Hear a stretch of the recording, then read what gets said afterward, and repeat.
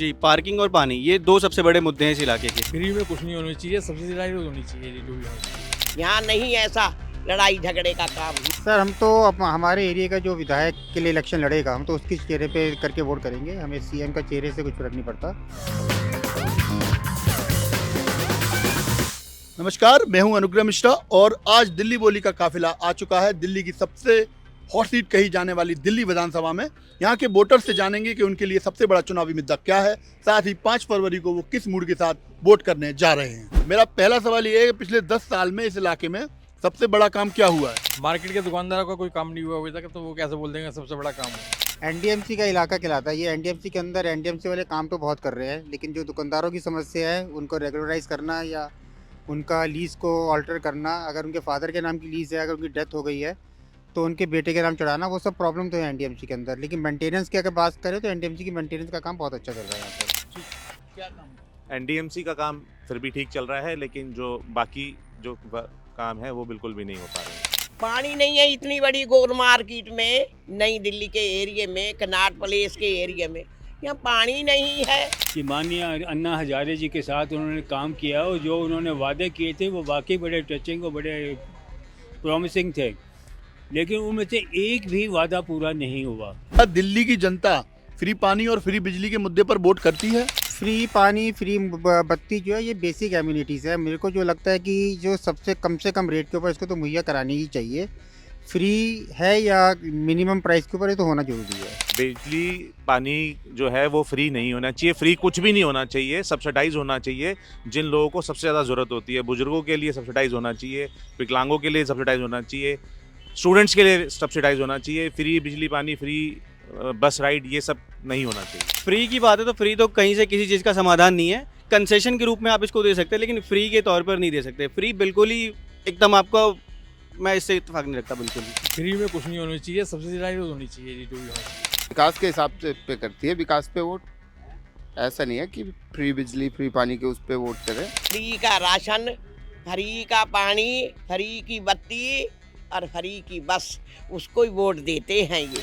जैसे मीडियम आदमी है या लो क्लास है, उन सब की 5-7 हज़ार रुपये 10 हज़ार रुपये अगर महीने के बच जाएँ तो उनके घर का बजट सही हो जाता है। इस इलाके में जब नई सरकार का गठन होगा तो इस इलाके में सबसे पहला काम नई सरकार को क्या करना चाहिए?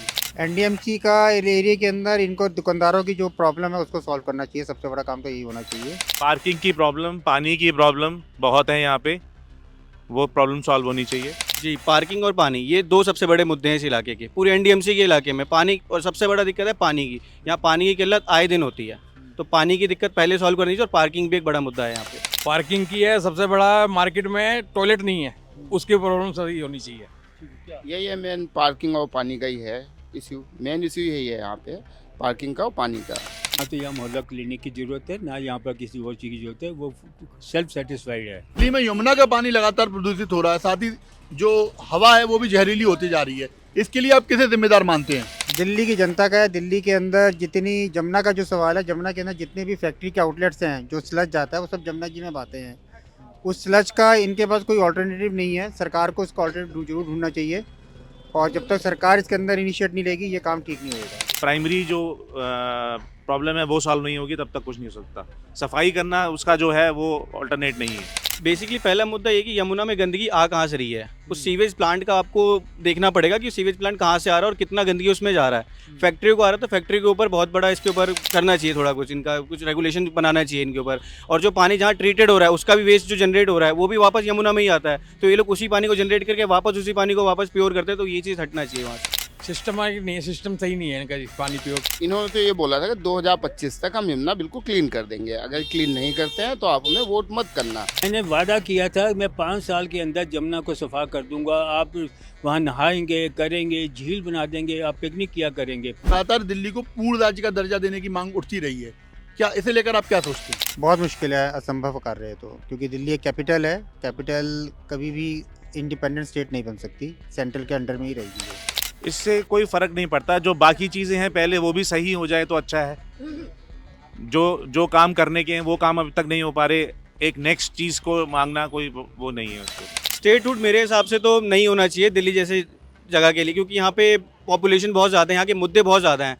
तो अगर एक चीज़ पे अगर स्टेट फोकस करेगा तो उससे मुझे नहीं लगता कि एक चीज़ को लेके पूरा एक स्टेट उसको फॉलो कर सकता है। सेंटर के साथ ही रहे, सेंटर के साथ ही चले तो ही बहुत सारे मुद्दे यहाँ पे हैं वो सॉल्व हो सकते हैं। सेंटर ही कर सकता है इसका उद्धार। पूर्ण बहुमत नहीं मिलना, वो नहीं मिलना चाहिए, पूर्ण राज्य का दर्जा नहीं मिलना चाहिए जी, इससे मैं सहमत नहीं हूँ। क्योंकि यहाँ पे जो दिक्कतें हैं वो पूरी नहीं हो रही, जो पहले ही हैं उससे और दिक्कतें बढ़ेंगी जी। पूर्ण राज्य का दर्जा न मिलके सेंट्रल के साथ में ही सही रहेगा, इनका ज़्यादा अच्छा रहेगा सेंट्रल। तो है तोता मैना की कहानी चलती है, वो कहते हैं जी मैं ये काम करना चाहता हूँ और मुझे काम करने का मौका नहीं मिलता।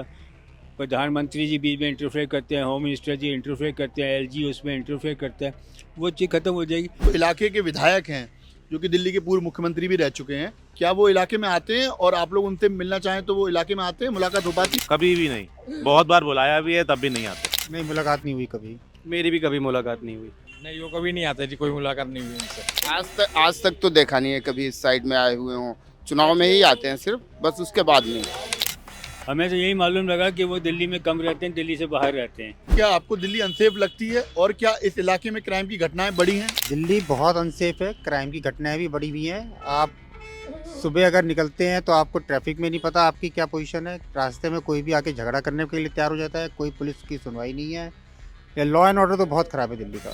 सेंट्रल दिल्ली की बात करें तो और जगह के हिसाब से सेंट्रल दिल्ली का फिर भी ठीक है, लेकिन बाकी जगहों के हिसाब से बहुत ज़्यादा ख़राब है लॉ एंड ऑर्डर। केजरीवाल ने पहले वादे किए थे कि हम सिक्योरिटी के लिए सीसीटीवी कैमरे इंस्टॉल करेंगे, जगह जगह मार्शल इंस्टॉल करेंगे और भी बहुत सारी चीज़ उन्होंने वादा किया था, वो चीज़ मुझे होता हुआ दिख नहीं रहा है। तो सिक्योरिटी के मामले में तो सेंट्रल दिल्ली को छोड़ के बाकी जगह तो सब बहुत बेकार है। सेंट्रल दिल्ली में तो सिक्योरिटी थोड़ी टाइट है और अदर दिल्ली में सिक्योरिटी सही नहीं है पूरी। सेंट्रल दिल्ली में सिक्योरिटी सही है, लेकिन आउटसाइड जैसे दूसरी जगहों में सही नहीं है, सेफ नहीं है दिल्ली की। यहाँ शांति है, गोल मार्केट में शांति है, यहाँ नहीं ऐसा लड़ाई झगड़े का काम। दिल्ली में लोकसभा चुनाव में बीजेपी और विधानसभा चुनाव में आप, दिल्ली से कांग्रेस क्यों हो गई साफ? कांग्रेस इसी वजह साफ हुई कि इन्होंने घोटाला ज़्यादा किया था, सेंटर में ज़्यादा काम नहीं हो पाते थे, इन्होंने काम को बाधाएं डालते थे और जहाँ तक थोड़ा बहुत देखा जाए तो हिंदू मुस्लिम का चक्कर भी थोड़ा बहुत हो सकता है। कांग्रेस अपनी कुछ कमियों की वजह से साफ हुई है, जैसे कहीं इन्होंने काम नहीं करवाए हैं। शीला ने काम तो करा था, जमुना के पुल के किनारे के इतनी बढ़िया बना दी शीला ने,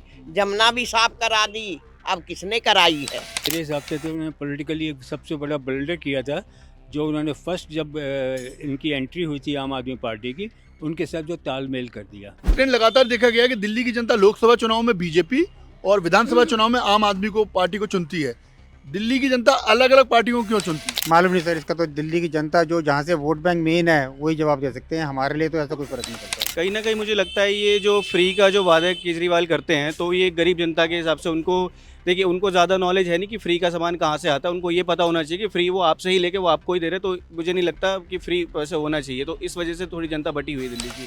वो हर वोटर का अलग अलग वो है जी, वो जिसको मर्जी चुने। कि जब आप 5 फरवरी को वोट करने जाएंगे तो आप क्या देखकर वोट करेंगे? कैंडिडेट देखेंगे, पार्टी देखेंगे या सीएम के चेहरे पर वोट करेंगे? सर हम तो हमारे एरिया का जो विधायक के लिए इलेक्शन लड़ेगा हम तो उसके चेहरे पे करके वोट करेंगे। हमें सीएम का चेहरे से कुछ फर्क नहीं पड़ता। जो हमारी जनता के बीच में आदमी है, जो हमारे लिए काम कर रहा है, वो हमारे लिए वो इम्पोर्टेंट है। हम अपने एरिया का विधायक देखेंगे, उसका पास देखेंगे, उसने पहले क्या काम कर रखे हैं, उनकी क्वालिफिकेशन देखा जाएगा, उनकी हिस्ट्री देखी जाएगी और पहले उन्होंने कहाँ काम किया उसके अकॉर्डिंग ही हम वोट करेंगे। जिस हिसाब से जो नया आएगा वो क्या काम करने वाला है और क्या कर सकता है, उसके हिसाब से वोट करेंगे। हम अपने यहाँ के विधायक को देखेंगे, कितना पढ़ा लिखा है, उसका बैकग्राउंड क्या है, कोई कुछ गलत कामों में तो लिप्त पहले से नहीं रहा है या कोई कुछ करप्शन तो नहीं करा हुआ है उसने। अगर हमारे यहाँ का विधायक सही, जो भी हमें अच्छा लगेगा उसी को वोट करें। मेरा जो दिल करता है मैं फूल पे लगा देती हूँ, कभी झाड़ू पे लगा देती हूँ, जो मेरे के अंदर आत्मा कहती है मैं उसी पे कर देती हूँ। लेकिन जी सबसे पहले तो पार्टी भी देखनी पड़ती है और कैंडिडेट भी देखनी पड़ती है। पार्टी बहुत अच्छी हो, अगर कैंडिडेट उन्होंने अगर गलत दे दिया तो उस पर मैं सोचूंगा एक बार।